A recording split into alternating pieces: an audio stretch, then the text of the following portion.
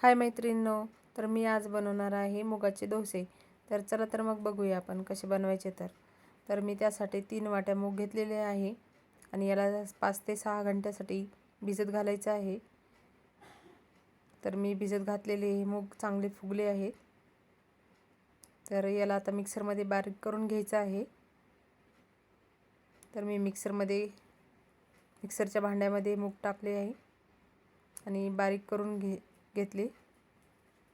ते बनवण्यासाठी साहित्य: कांदा, टमाटर, मिरची, कोथिंबीर, मीठ, जिरे, ओवा आणि तेल आणि दही आणि 1 वाटी बेसन पीठ. दही चटणीसाठी घेतलेलं आहे आणि मिक्सरच्या भांड्यामध्ये मी सगळं काही बारीक करून घेतलेलं आहे. तर त्या मुगामध्येच मिरची, मीठ आणि ओवा, जिरे टाकून द्यायचे आहे, म्हणजे बारीक होतात आणि सर्व मिक्स होतं, म्हणून याच्यातच काढायचं आहे. तर मी हे सगळं काही बारीक करून घेतलेलं आहे. नंतर यात बेसन पीठ मिक्स करून घ्यायचं आहे. कोथिंबीर आणि टमाटर, कांदा बारीक करून घ्यायचा आहे. तर मी सगळं काही व्यवस्थित कापून पहिले टमाटे कापून घेतलं, कोथिंबीर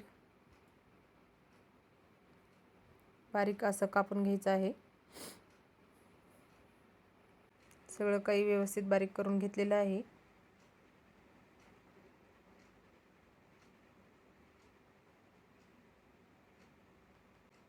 आता यामध्ये पिठामध्ये बेसन पीठ आणि कोथिंबीर टाकलेली आहे आणि व्यवस्थित याला फेटून घ्यायचं आहे. नंतर गॅसवरती पॅन ठेवून यावरती थोडंसं तेल टाकायचं आहे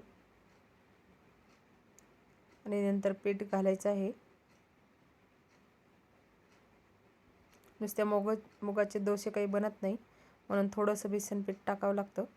थोडासा चिकटपणा येतो त्याला. नंतर त्यावरती टमाटर, कांदा टाकायचा आहे, म्हणजे आणखीनच टेस्टी लागतात मुगाचे डोसे. नंतर थोडं तेल सोडायचं, म्हणजे खाली चिटकत नाही. आणि त्या चटणीसाठी मी घेतलेलं आहे साहित्य. तर आपल्याला दहीला तडका द्यायचा आहे.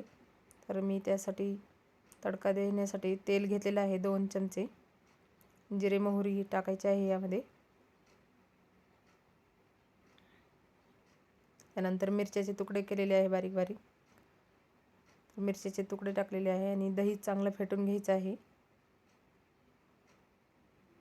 त्यामध्ये मीठ आणि शेंगदाण्याचं पीठ टाकलेलं आहे. याला व्यवस्थित मिक्स करून घ्यायचं. थोडंसं पाणी घालायचं, जास्त घट्ट आहे म्हणून. आता याच्यामध्ये कोथिंबीर टाकायची आहे. छान असा तडका द्यायचा आहे दहीला.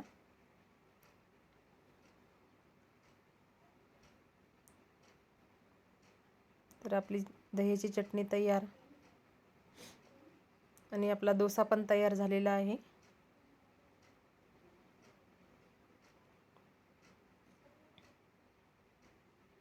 थोडासा चिकटतो, साईडनं हळूहळू काढून घ्यायचा आहे.